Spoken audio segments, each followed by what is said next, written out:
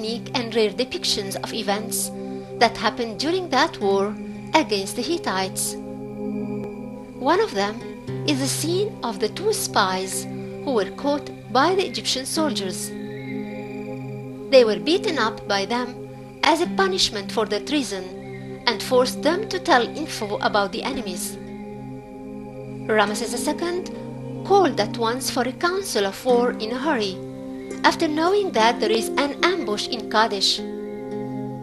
The scenes show how the Egyptian army was organized and stood by for fight.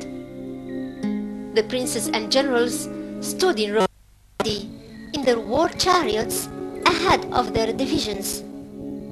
Ramesses II divided his army into 5 sections, 4 in the 4 directions and a hard section in the middle.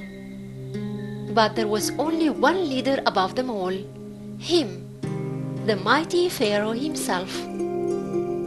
Like all his ancestors, the king of Egypt was the leader of the army. He headed the army in all the wars, putting the plan and making himself a role model and a symbol of bravery.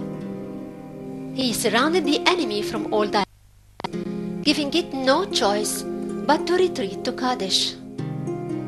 The soldiers fought bravely with their bows and arrows, flying in the air, and the enemy's bodies scattered all around the scene.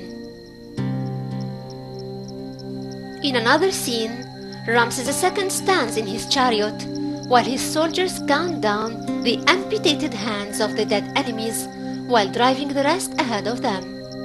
Counting the hands was one known way used to prove how many were killed in the war, and like any important event, it was recorded on the walls of temples by King Ramesses II and his successors too, like King Ramesses III in Habu Temple. The king took pride in his victory and was presented grasping the hair of his enemies in one hand and raising his arm with a mace and about to smite them, and set an example out of them as a warning to anyone who might think of harming Egypt.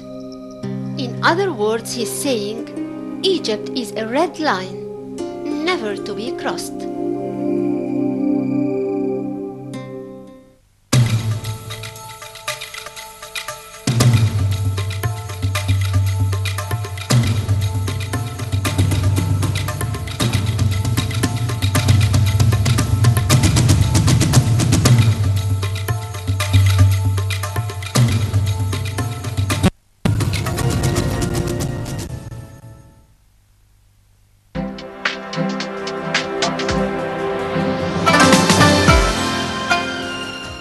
And welcome back, our dear viewers. As we promised earlier, we are going to talk today about yesterday's speech by President Abdel Fattah al-Sisi, where he tackled different issues